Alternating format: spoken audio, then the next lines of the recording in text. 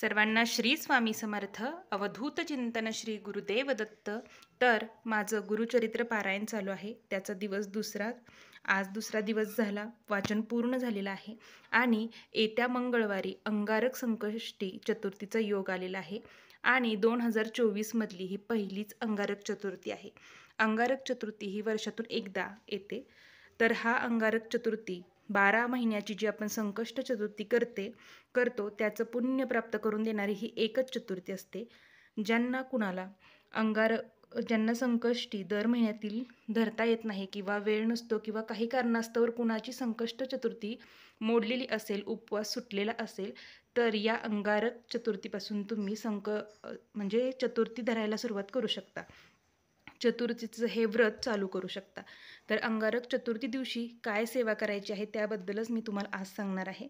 तर त्यापूर्वी आपल्या प्रत्येकाच्या घरात गणपती बाप्पाची मूर्ती ही असेलच. असं एकही घर नसेल की जिथे गणपती बाप्पाची मूर्ती नसेल. गणपती बाप्पा हे विघ्नहर्ता आहेत, सुखकर्ता आहेत, सर्व काही मिळवून देणारे आहेत. तसेच गणपती बाप्पाला प्रथम पूजनीय मानलं जातं. त्यामुळे गणपतीची सेवा ही खूप पुण्यवानाची किंवा गणपतीची सेवा ही करावी किंवा केलीच पाहिजे प्रत्येक घरात. प्रत्येक कार्य हे निर्विघ्नपणे पार पडावं यासाठी गणपतीची आराधना सेवा करायला हवी. आणि मुलांच्या बुद्धिमत्तेत वाढ होण्यासाठी तर गणपतीची सेवा ही मुलांकडून दररोज करायला हवी. तर या अंगारक चतुर्थीला आपण काय सेवा करायची आहे तर त्या सेवा आपण पाहूयात. तर कोणतीही सेवा चालू करण्यापूर्वी अग्निदेवतेला नमन करायचं, दिवा लावून घ्यायचा आहे, धूप दीप लावून घ्यायचा आहे. कारण कोणतीही सेवा ही अग्नीच्या साक्षीने करावी. त्यासाठी दिवा आणि धूप हे दोन्ही लावून घेतलेलं आहे. तर ही सेवा आपल्याला अंगारक चतुर्थीला व प्रत्येक चतुर्थीला करायलाच हवी. तरी त्या सेवेबद्दल सांगणार आहे. गणपतीची मूर्ती घ्यायची आहे आपल्याला. प्रथम तर सकाळी लवकर उठून गणपती बाप्पाला अभिषेक घालायचा आहे. त्यासाठी एक पात्र घ्या, त्यामध्ये थोडेसे अक्षदा घ्या. अक्षदांवर गणपती बाप्पाची मूर्ती ठेवायची आहे. तुमच्याकडे जर अभिषेक पात्र असेल, ज्याला आपण गळती म्हणतो, तर त्या गळतीने तुम्ही अभिषेक करू शकता. माझ्याकडे नाही, त्यामुळे मी चमच्यानेच अभिषेक करणार आहे. तर अभिषेक करताना आपल्याला अभिषेकाची सुरुवात करण्यापूर्वी आपल्या महिलांनी हळदी कुंकू आणि पुरुषांनी अष्टगंध कपाळाला लावून घ्यायचा आहे आणि मंत्र म्हणायचा आहे. ओम भद्रं कर्णेभिः शृणुयाम देवाः भद्रं पश्येमाक्षभिर्यजत्राः स्थिरे अंगे तष्टुवासं तनूभिः वशेम देवहित यदायु. हा मंत्र म्हणून झाल्यानंतर महिलांनी हळदी कुंकू लावायचं, पुरुषांनी अष्टगंध लावायचा आणि सेवेला सुरुवात करायची आहे. महाराजांची सेवा करायला सुद्धा विसरायचं नाही. महाराजांचा आशीर्वाद घ्यायचा आहे. आणि अभिषेकाला सुरुवात करण्यापूर्वी आपल्याला सगळी सामग्री घ्यायची आहे आणि या सामग्रीमध्ये कुठेही तुळशीपत्र नसावं. कारण गणपती बाप्पाला तुळशी वाहिली जात नाही. तुळशीपत्र कोणत्याही सेवेत घ्यायचं नाही. आपण स्वामींची किंवा कोणत्याही देवांना जेव्हा अभिषेक घालतो तेव्हा त्या पाण्यामध्ये आपण तुळशीपत्र अर्पण करतो, पण या पाण्यामध्ये आपल्याला तुळशीपत्र अर्पण करायचं नाही. फुलं वाहिलीत तरी चालतील.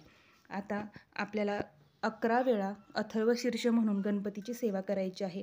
वक्रतुंड महाकाय सूर्यकोटी समप्रभ निर्विघ्नं कुरु मे देव सर्वकार्येषु सर्वदा. आता अथर्वशीर्ष म्हणणार आहोत आपण. ओम भद्रं कर्णेभिः शृणुयाम देवाः भद्रं पश्येमाक्षभिर्यजत्राः स्थिरे अंगे तष्टुवासं तनूभिः वशेम देवहित यदायु. ओम स्वस्ति न इंद्रो वृद्धश्रवा स्वस्ति न पूषा विश्ववेदा स्वस्ति न क्षार अरिष्ठनेमि स्वस्ति नो बृहस्पतिर्दधातु. ओम शांती शांती शांती. त्यानंतर मंत्र अथर्वशीर्षमधला म्हणायचा आहे. ओम नमस्ते गणपते त्वमेव प्रत्यक्षं तत्त्वमसि त्वमेव केवलं कर्तासि त्वमेव केवलं धर्तासि त्वमेव केवलं हर्तासि त्वमेव सर्वखल्विदं ब्रह्मासि त्वसाक्षात् मातोऽसि नित्यं मृतं वच्मि सत्यं वच्मि अवत्वाम अवक्तारम् अवश्रोतारम् अवधातारम् अवधातारम् अवानुचानवमशिष्यम् अवपश्चातात् अवपुरस्तात् अवोत्तरातात् अवदक्षिणातात् अवचोर्धात्वात् अवाधरातात् सर्वतो मा पाहि पाहि समंतात.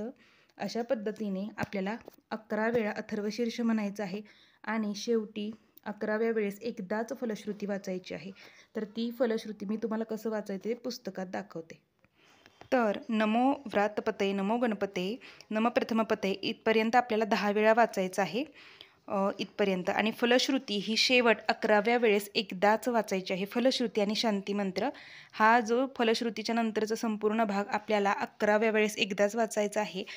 इथून गणपती अथर्व शीर्षपासून ते आपल्याला इथंपर्यंत 10 वेळा वाचायचं आहे आणि इथून पुढे 11व्या वेळेस वाचायचं आहे. आता ज्यांना हे शक्य नाही वाचणं त्यांनी 11 वेळा गणेश स्तोत्र जो नारद मुनींनी लिहिलेला आहे, प्रणम्य शिरसा दैवम गौरीपुत्रम विनायकम भक्तावासम स्मरे नित्यम आयुकामार्थ सिद्धये, हा गणपती स्तोत्र आहे. तर तो आपल्या मुलांकडून सुद्धा म्हणून घ्यायचा आहे. आणि ज्यांना अथर्व शीर्ष म्हणता येणार नाही किंवा ज्यांना एवढा वेळ नाही त्यांनी गणपती अथर्व शीर्षऐवजी गणपती गणेश स्तोत्र जे आहे आपल्या नित्यसेवेच्या पुस्तकात ते 11 वेळा म्हणून अभिषेक करा. आणि ज्यांना यातलं काहीच शक्य नसेल त्यांनी ओम एकदंताय विद्महे वक्रतुंडाय धीमहि तन्नो दंती प्रचोदयात किंवा ओम गंग गणपतये नमः, ओम गंग गणपतये नमः हे म्हणायचं आहे. या पद्धतीने अभिषेक करायचा आहे.